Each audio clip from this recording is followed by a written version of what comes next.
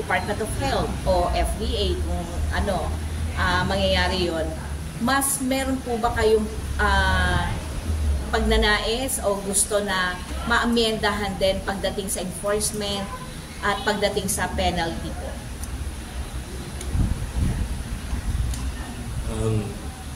Gagaya po ng paulit-ulit na sinasabi ng lahat ay marami po ang kailangan amendahan sa batas. No?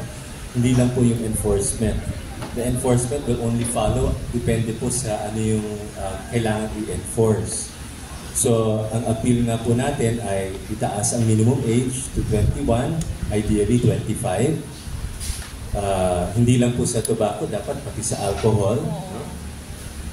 Ipagbawal ang lahat ng advertising, particularly online and in the retail stores, no? So sa mga sari-sari store, ipagbawal ang advertising. At kung pwede nga itago ang mga produkto para hindi nakikita ng mga kabataan. Kasi kung papasok po tayo sa mga convenience stores, sa mga sari-sari store, katabing-katabi ng mga snacks, mga candies, mga sigarilyo at mga e-cigarette. Pangatlo po,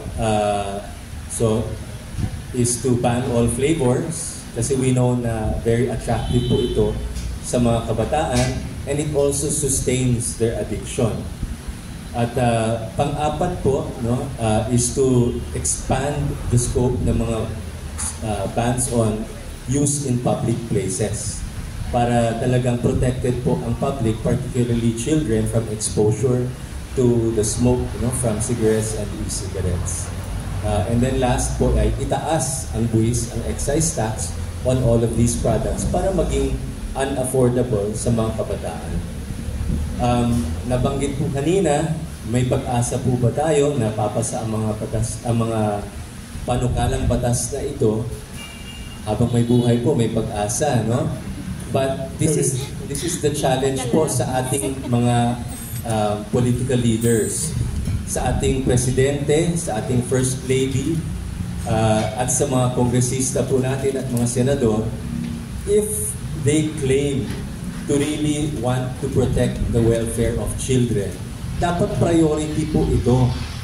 Kung hindi po priority, hindi sasabihin na kailangan patas po lahat, pati yung sa industry, we have to take care of the industry also, i-balance po natin, may compromise. Saan po natin nakikita dapat ang compromise? Ang pinag-uusapan ay kalusugan at karapatan ng mga bata. Hindi po dapat yan ay mas mataas ang priority compared sa commercial interests of the tobacco and nicotine industry. So, this is a challenge po kasi kung gusto talaga ng Kongreso, gusto talaga ng Presidente, bukas pwedeng batas na yan eh. Hindi naman bukas, no? Pero kailangan ng 3 hearings, pwedeng within 1 month, pasado na lahat yan eh. So ang tanong is, may political will ba? Sabi nga ng DOH, bawat buhay mahalaga.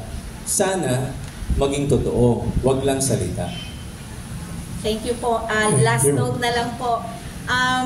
Kasi eleksyon na naman po, malaking tulong po siguro kung matutulungan nyo ang taong bayan. Kung una, sino-sino ba itong mga nagpasa ng fiscal incentive para sa mga nagpasa? Ay, oo, sino pumasa? Kasi para hindi na sila iboto ng taong bayan. Sino pa nagpo-push ng fiscal incentive? O sino po yung mga heating factories? Oo, at sino rin po naman yung para sa mga pwedeng suportahan ng taong bayan na nakikita po yung ninyo anti-smoking, anti-vaping, na sumusuporta po para sa mabuting kalusugan at patuloy mabuting kalusugan ng sambayan ng Pilipinas. Yes.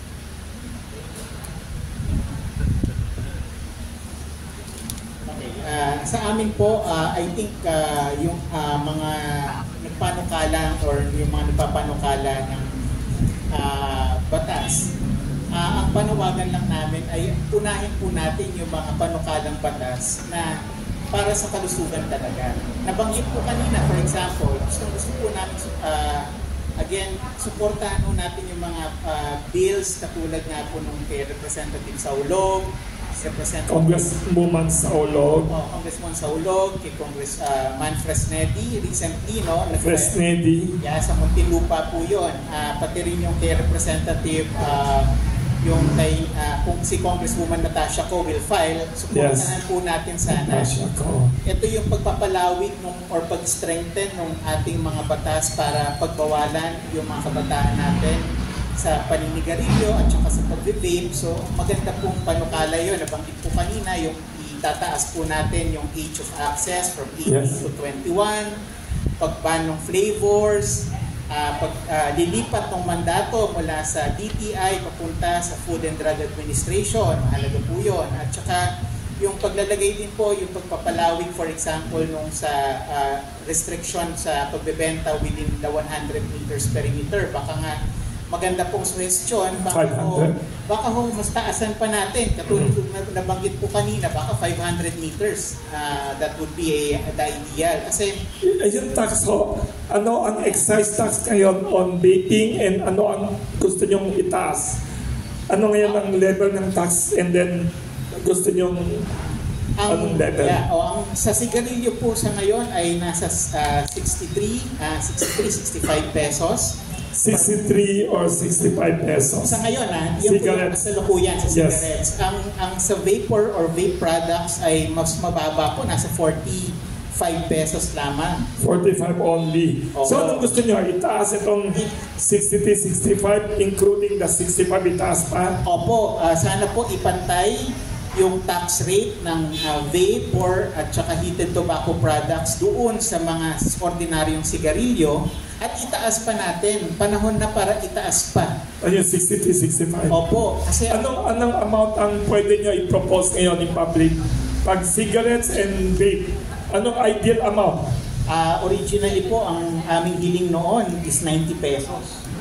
Kailan kayo humiling lang ganyan? Ano pa ho yan? 2019 pa ho yan. So, hindi pa adjusted to ano yan? Oo, So, yan ang hiling ninyo 2019, 90 pesos? Minimum pa ho yun, sir. Minimum? Kung kaya pang itaas, edi mas mabuti. Kasi po, ang sinasabi natin dito, ay yung purchasing power po ng ating mga kabataan na naaabot na nila yung mga produktong ito katulad ng nga po ng vaping. Kaya ang iniisip tuloy nila, naniniwala sila sa sinasabi ng industriya mas mura daw. Na mas mura, mas magandang alternative compared sa sigarilyo kasi nga mas mura sila. So mas murang lason. Mas murang lason. Parehas sa lason. Yun ang punto dito. Parehas na lason po ang vape at ang tobacco or sigarilyo.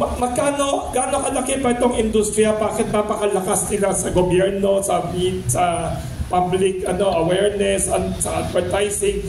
Magkano pa ang vaping and cigarette industry in the Philippines every year? Gaano kalaking negosyo ba ito? Bakit ang kulit nila? Sorry Anong pinag-uusapan dito? Bakit sila malakas? Bakit kayo mga underdog, kayo mga nandito? Parang David and Goliath. Magkano pinag-uusapan natin dito? Ano po, sa katulad ng nabanggit kanina ni Dr. Yul, kung globally, ang sales nila, profit is around 8 billion US dollars. Profit to One company pa lang po. One company.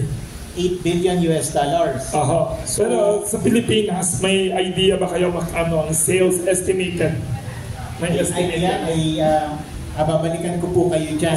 Pero malaki po yan, to the point nga po, katulad ng nababanggit nga natin, to the point na nakapagpasaho tayo ng batas na maraming butas.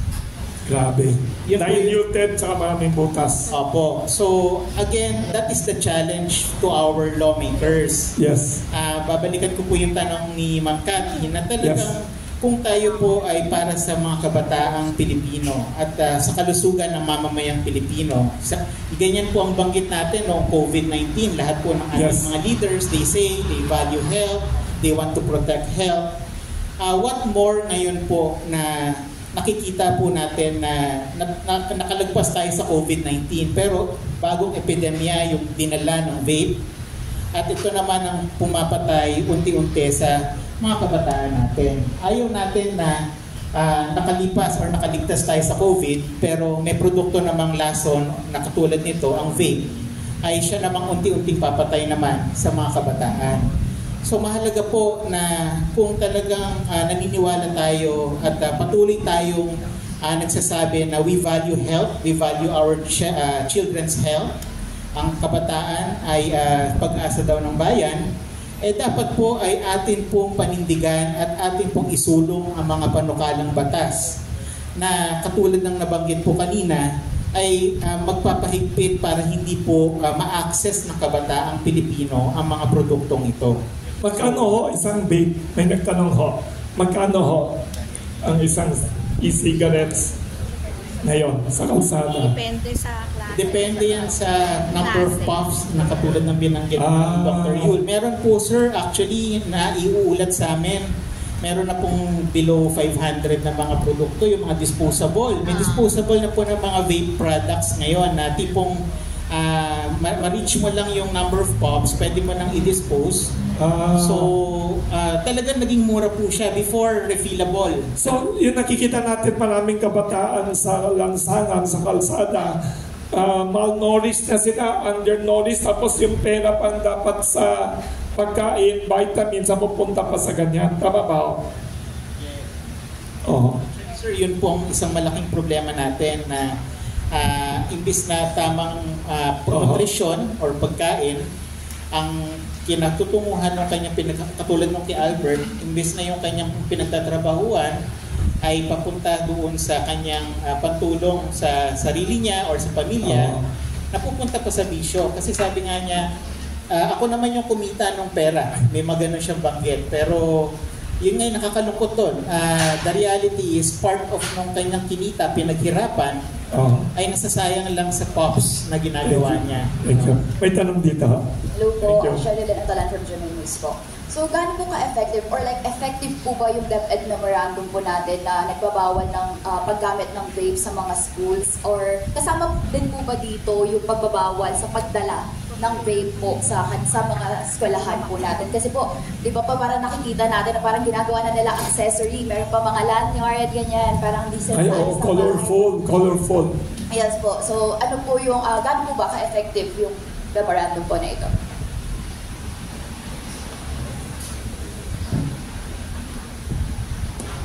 Very interesting question. I don't think we have information gaano ka-effective, no? Pero may policy nga po ang DepEd for tobacco and nicotine products. As usual, maganda ang policy, ang enforcement po ang kulang. No? And nakadepende po ito sa mga school superintendent, tsaka mga school principals and even individual teachers. So ang tanong dyan ay, unang-una, magandang halimbawa ba yung mga teachers sa kanilang mga estudyante? Kasi may mga guro na nagsisigarilyo, nagve-vape. So, and then pangalawa po, kaya nga po tinatarget ng mga tobacco companies yung kanilang CSR sa mga schools para nga po maging lenient, no, in the enforcement of the CSRs in school. So, we hope na ngayon na may bago tayong Secretary of Education, there will be commitment po to enforce. No? Secretary Angara is known naman to be a champion of education. So, nabanggit po ni Ms. Amihan na yung nicotine addiction really harms learners. Yung developing brain po kasi, lalo na sa mga adolescents, until they're in their mid-20s, nakaka-apekto yan sa kanilang learning, kanilang attention span, kanilang behavioral adjustment, no, even decision making.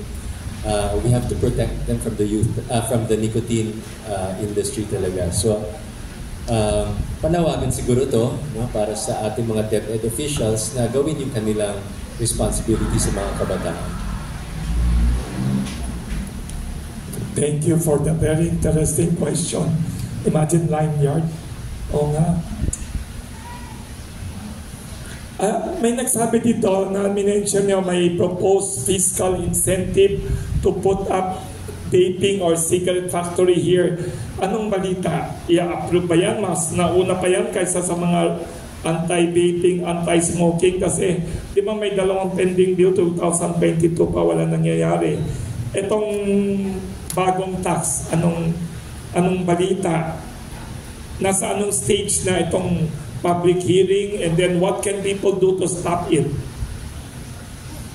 Opo, yung fiscal incentive bill na tinukoy kanina ay nakapending po sa committee on, if I'm not mistaken, sa committee on trade and industry. Right now. Ngunit ayon sa update ng committee, ni-refer po ito to the Ways and Means Committee dahil meron nga itong component on fiscal incentives. So, Yes. nakapending po siya sa komite sa House of Representatives. And so far, wala naman siyang countermeasure pa sa Senate kasi nga patungkol ito sa mga fiscal incentives. So, sana po ang unahin po, panawagan ulit namin sa ating mga leader sa House at saka sa Senado. Ang sana pong umusad is yung pagpapahiting ng ating tobacco and vape regulation policies. Hindi po yung pagbibigay ng insentibo para gumawa or magkaroon pa ng mga ganitong produkto na ang ending po ay i-consume din ng ating mga kabataan. Kaya mahalaga po na sana magkaroon ng ganong klaseng kamalayan ng ating mga legislators. Thank you.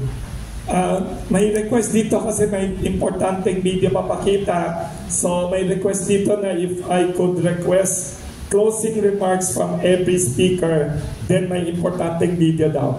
Can you please summarize your very important, urgent appeal? Lahat tayo mga speakers dito on vaping and children. Nag-upisa tayo kay Mr. Ralph De Golacion, Managing Director, Health Justice. Bilang panghuli or closing na pananalita, kami po sa Health Justice ay patuloy na nagbibigay ng suporta sa mga panukala na magpapaigting or magpapahigpit sa pag-regulate ng vape at saka tobacco products. Unang-una po, sana itaas natin, lalo na sa vaping, yung age of access from currently 18 years old to 21 years old. Magkaroon po tayo ng ban on the flavors, ng yung mga, wala na sana yung mga tawag dito, fruity flavors na yan na nakaka-attract sa kabataan. Pangatlo po ay sana po ay ilipat din natin yung mandato na ang mandato to regulate vapor products ay ilipat sa Food and Drug Administration from the current Department of Trade and Industry.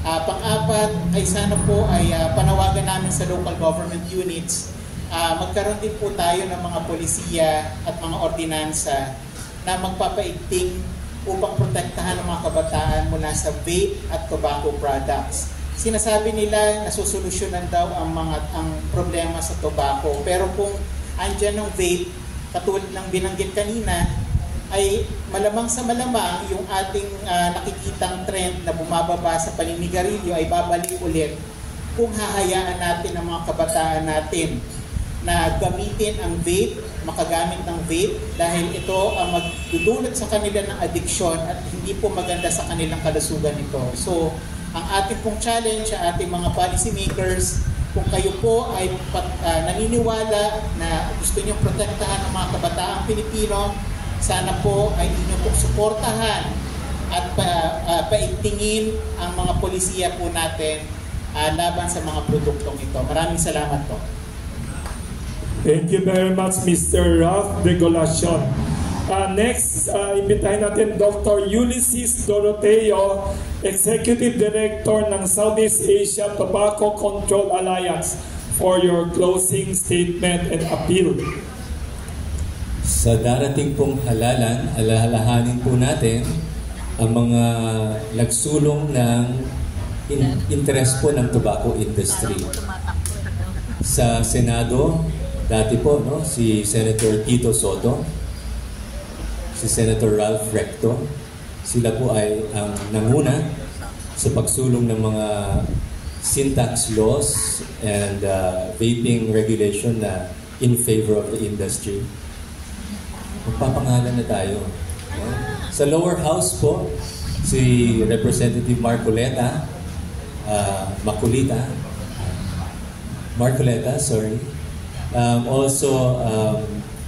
ngayon ay Mayor ng Legazpi, si Alfredo Garbin, dating congressman. Dating congressista din, Sharon Garin. And Wes Gatchalian, na ngayon ay Mayor ng Valenzuela. So, talagang pinush po nila. Congressman Rufus Rodriguez din po, sa Cagayan. So these are names we do not want to see on the ballot kasi they do not protect our children. Let me not echo kung ano sinabi ni Ralph, pero bigyan po natin ng konting look back into history. Kasi malaking problema po ang tobacco at nicotine. Kagaya po ng leaded fuel and leaded paints po sa ating kalusugan dati. No? Sa mga nakakaalala pa, ang ating pintura at ating mga gasolina ay may lead. Pero wala na po ngayon. 2021 was the last year na nagkaroon po ng leaded fuel sa buong mundo.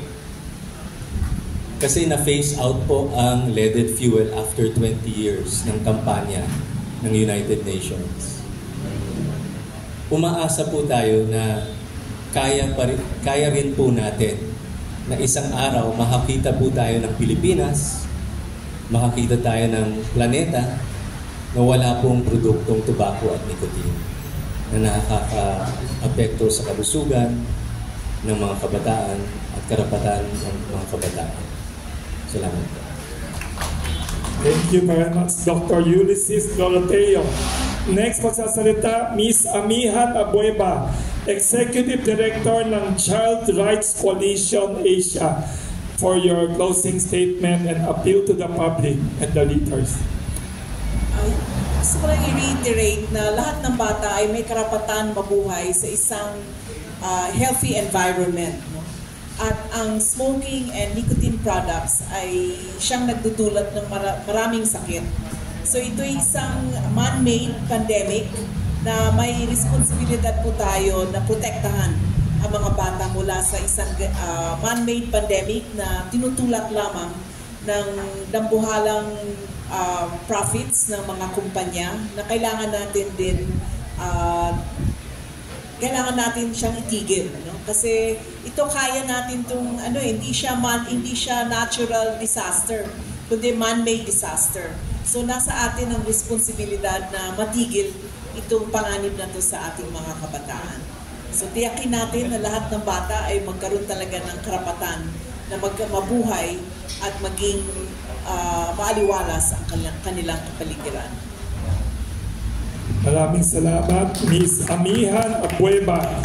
Last but not the least, the youngest among the speakers, kaya pwede ka pa mabiktima kung hindi maalis yung taping na yan, Mr. Roy Vincent M. Merca. Young leader siya ng Child Rights Network.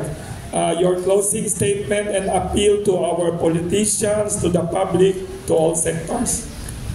Bilang bahagi ng hani ng mga kabataan at child rights advocates, nananatili po kaming naninindigan na walang batang Pilipino ang dapat maipit sa kapahamakan na dulot ng nakakasamang produkto ng tobacco industry.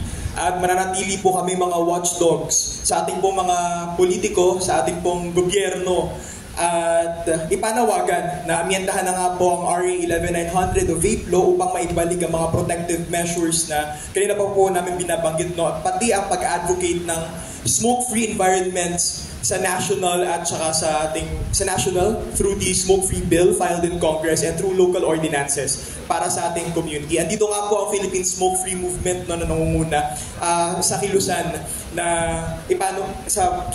para may advocate ang panukalang ito. At gayon din, babantayan po natin ang mga pro-tobacco industry bill na nakahain sa Congress. Tulad na nga po yan yung CSR bill at itong pag-incentivize sa local manufacturing vape industries. So, from pushing for stricter policies against smoking and vaping to advocating for the protection of our youth against nicotine addiction is a step toward a brighter tomorrow. So, sama-sama po tayo. Let us make a healthier, tobacco-free Philippines a reality for our children and the generations to come. Maraming salamat po. And Happy National Children's Month. Maraming salamat, Mr. Roy Vincent M. Merca. Next, papakita tayo dito isang video about protecting children from vape and tobacco. May isang video na inihanda ng mga NGOs natin dito, advocates. May lunch tayo. healthy lunch later on. Yes. Pagkatapos nito may photo opportunity tayo with our advocates. Video muna and then may picture taking. Yan.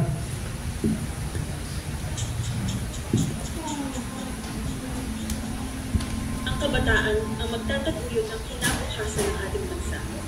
Nararapat na sila ay manayang mangarap, makapag-aral, makamit ang buong potensyal.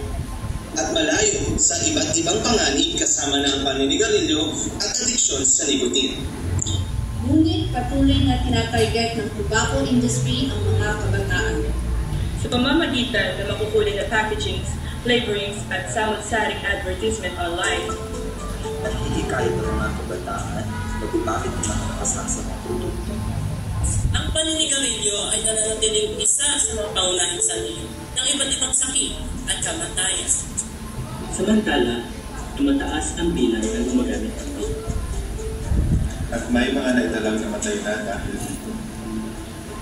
Malaki ang dago ng paninigarilyo at vaping sa kabataan, hindi lamang sa kanilang kalusugan. Hindi pati na rin sa kalusugan ng mga pamilya, kapaligiran at lipunan. Kaya naman, nananawagan kami sa kinauukulan. Para unahin at isaalang-alang ang kalusugan at kaligtasan ng mga kabataan, ang kinabukasan ng ating bayan. Ipagbawal ang anumang advertisements, promotion ng paninigarilyo at vape. Ipatupad ang mga smoke-free at vape policies sa lahat ng pampublikong lugar. Itaas ang age restrictions para makabili ng sigarilyo at vape. Ipagbawal ang flavoring sa sigarilyo at vape.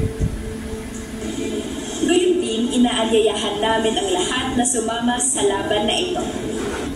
Sulong ang mga patakalang nagbabawal sa advertising, pagbebenta ng vape at sigarilyo sa mga bata.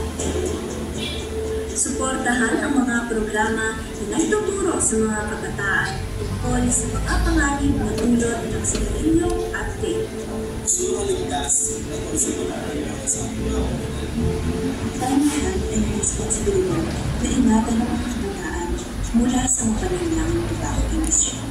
Magsama-sama tayo upang tiyakin ang isang mas malusog at masiglang kinabukasan para sa atin at para sa mga susunod na henerasyon.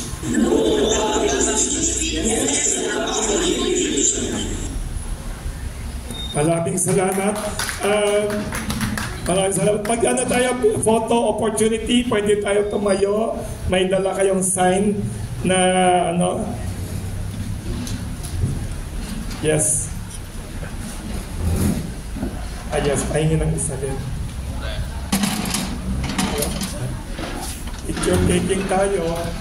At saka si Miss Au, saka sino pang yung mga kasama natin dyan na gusto na ano.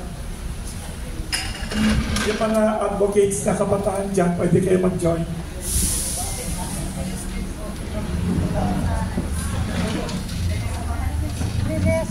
Grabe pala.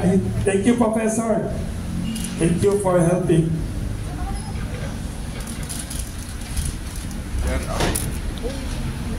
Nakakatakot na problema pala. Sir, pakibaba yung ano nyo. Yeah. Para makita yung... Okay. Lapit daw konti. Lapit daw kayo sa gitna para ano tayo. Yes, mas malapit kayo. Sa gitna. Sige. Yeah. Ready, one.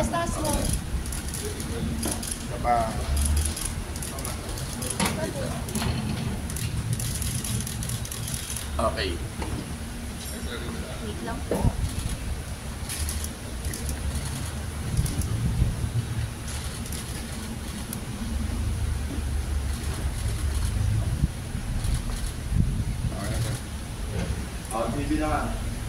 TV naman. Video naman daw.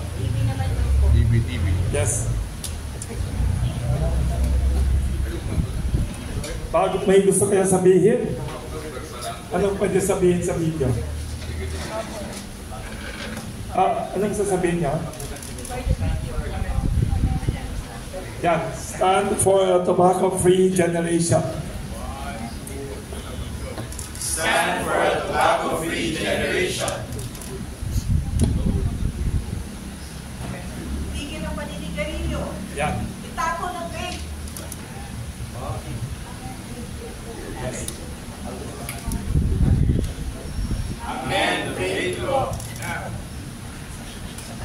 One more time. One more time. 1, 2, 2. Amen. Big long now. May sinabi kanina yung Tagalog, itigil ang paninigarilyo, saka Itigil ang paninigarilyo, itapon ang vape.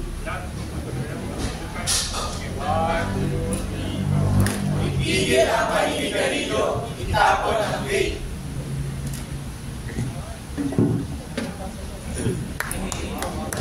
Maraming salamat sa lahat ng advocate, saka more especially maraming salamat sa mga kaibigan natin sa media na tumutulong sa mga David against Goliath.